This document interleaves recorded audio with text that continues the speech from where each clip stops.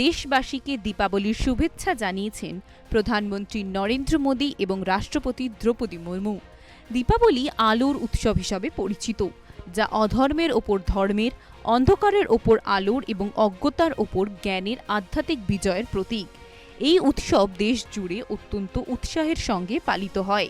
নিজের এক্স হ্যান্ডেলে রাষ্ট্রপতি দ্রৌপদী মুর্মু বলেন, শুভ দীপাবলি উপলক্ষে আমি ভারত এবং বিশ্বজুড়ে সকল ভারতীয়কে আমার আন্তরিক শুভেচ্ছা এবং শুভকামনা জানাই। এছাড়াও প্রধানমন্ত্রী নিজের এক্স হ্যান্ডেলে লিখেছেন দীপাবলির শুভেচ্ছা। আলোর এই উৎসব আমাদের জীবনকে সম্প্রীতি, সুখ এবং সমৃদ্ধিতে আলোকিত করুক, আমাদের চারপাশে ইতিবাচকতার চেতনা বিরাজ করুক।